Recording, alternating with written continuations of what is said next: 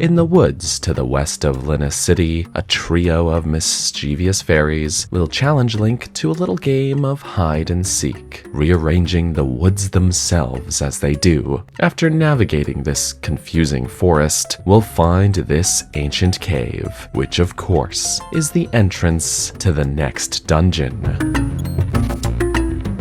which collapses before our very eyes. So, the dungeon may be destroyed in this era, but it is still intact in the past. After finding the Harp of Ages in Nehru's house and learning a tune that opens portals, we can explore these woods 400 years earlier, exchanging mystery seeds for bombs as we do, which will grant us access, for real this time, to the next dungeon.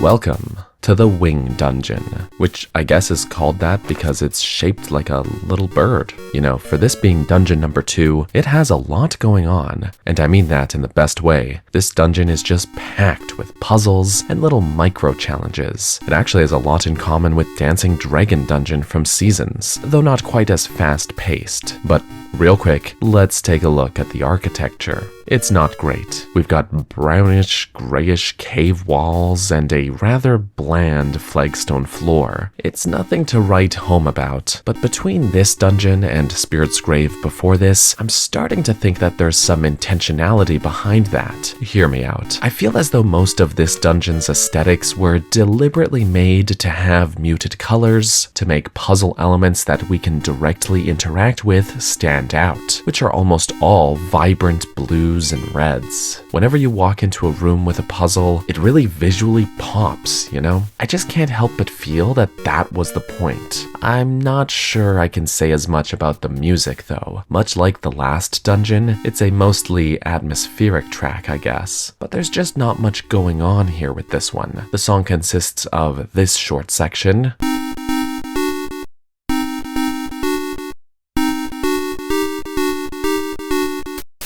followed by this slightly oomfier second section,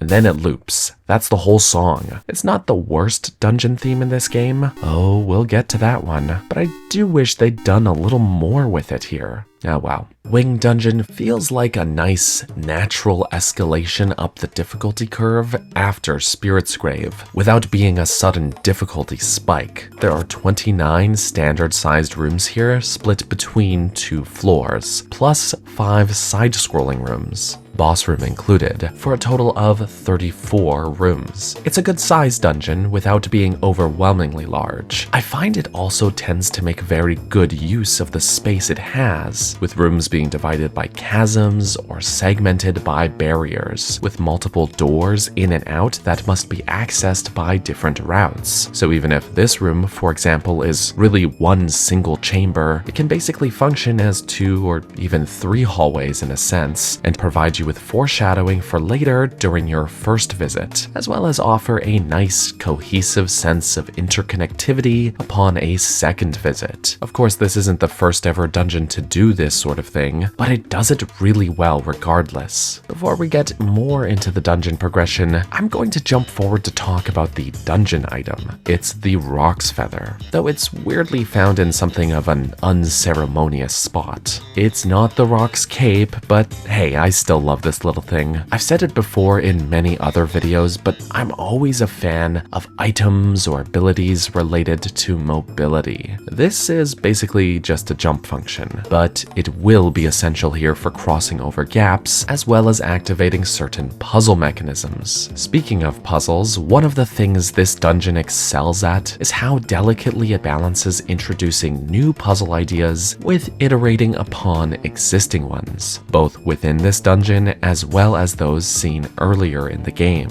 It also continues to lean into the tonal shift that separates the two Oracle games. I'm consistently surprised at how many different puzzle concepts they squeezed into this dungeon, which are entirely absent from Oracle of Seasons, like these rolling cube puzzles which make a return from the last dungeon, but with some added wrinkles, or these tiles that change colors when you jump over them. There's this great iterative design that introduces mechanics separately, then starts combining these different elements together. Minecarts make their Ages debut here as well, which we saw a bunch of in Seasons, but this time, in addition to having switches to change the tracks, there's also these barriers blocking the tracks. What are these called anyways?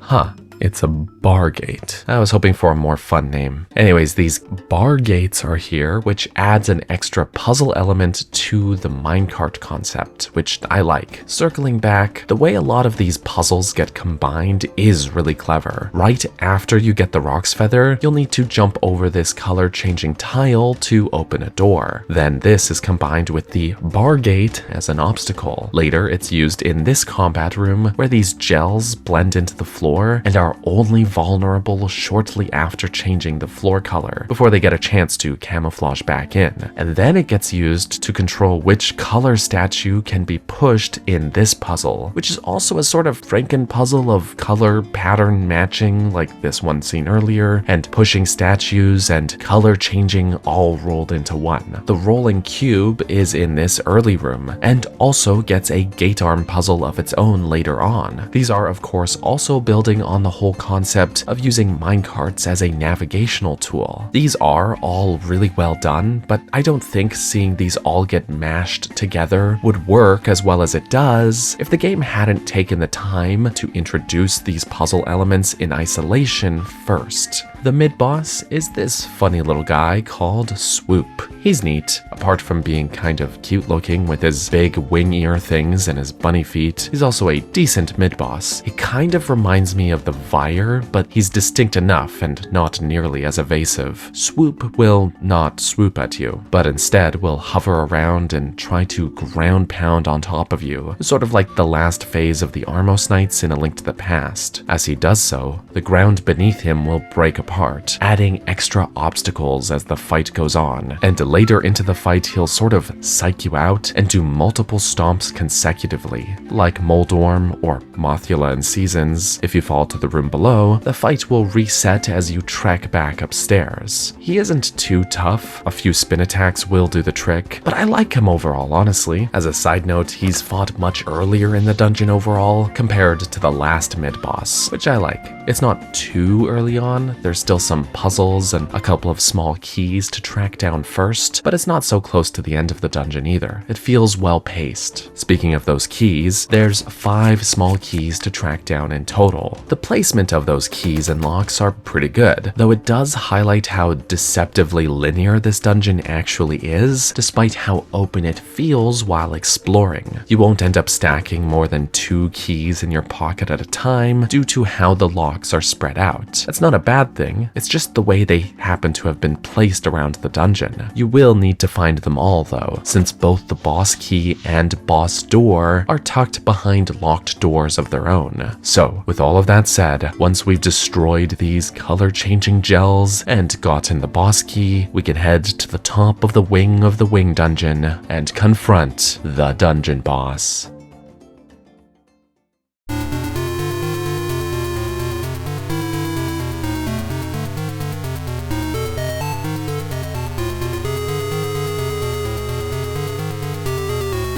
Hanging out in this passageway is Head Thwomp. We had Pumpkinhead, now we have Head Thwomp. I'll be honest with you guys, I don't love this boss fight. It's just sort of tedious. Visually, I don't think he looks bad. The rotating faces thing is novel, and the face he makes on his vulnerable red side is pretty amusing. He just doesn't do much either. He rotates on the spot and spits out a few different attacks like these fireballs or falling rocks, most of which can be avoided by hanging out on these these top ledges. To deal damage to him, you have to toss bombs into the opening on the top of his head, specifically while the red side is facing outward. The timing can be really tricky, and if you don't know what to do, I can see this fight getting really frustrating. Though the owl statue downstairs gives you a fair enough hint, even if you know what to do, the timing isn't as simple as it seems, with the rotating platforms in addition to his face changing, plus he gets faster after every hit, so the timing doesn't stay consistent. Don't get me wrong, I get the idea here, but I also don't think this makes for a very fun boss battle. It's like if the Goron vase in Ocarina of Time was a fight. It's not even a case where resource management would add an extra layer of challenge here, since he will straight up just give you more bombs intermittently, so you don't have to worry about running out. Though funny enough, I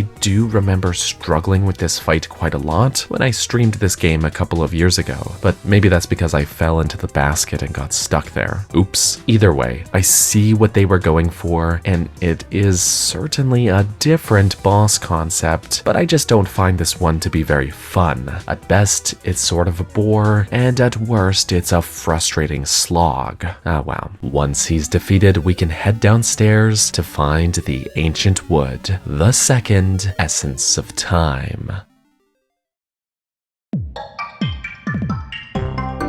So overall, I think Wing Dungeon is pretty good. It's not an exceptional dungeon per se, but it's pretty good. You can really feel the game's puzzle focus shining through here. Even something as simple as hopping in the minecart and seeing where it takes you ends up either blocked by a puzzle, or sometimes the path you think is correct is only a glimpse at something still to come. There are examples of the old treasure chest tease all over the place as well. You can constantly see interesting things or later parts of the dungeon. A concept I've given a lot of flack while covering these games is the use of side-scrolling rooms. I don't hate the concept inherently, despite what some people think. It's actually kind of novel, but what I don't like is when it gets used in ways that make the navigation feel disjointed. There's a good handful of side-scrolling passageways here, but the only time these are used for navigation truly is for reaching this isolated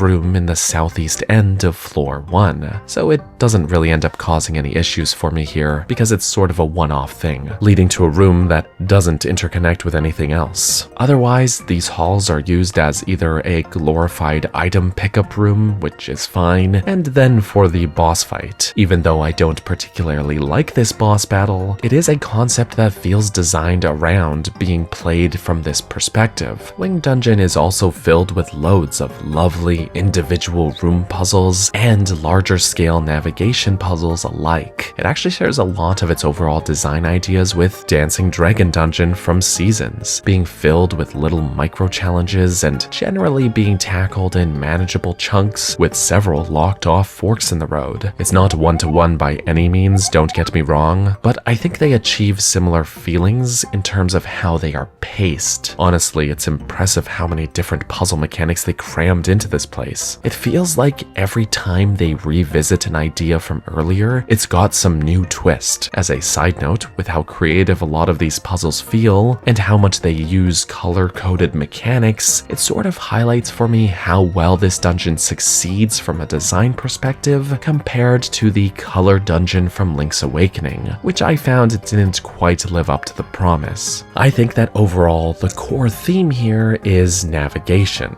You can see the places you need to go, but you have to find a way around the obstacles in front of you in order to get there. Basically, it's a dungeon about going the long way around and completing smaller scale challenges as you do. And you know what? I like it a lot. Like Spirit's Grave before this, I initially thought this one was kind of unremarkable, but upon closer examination, it impresses me.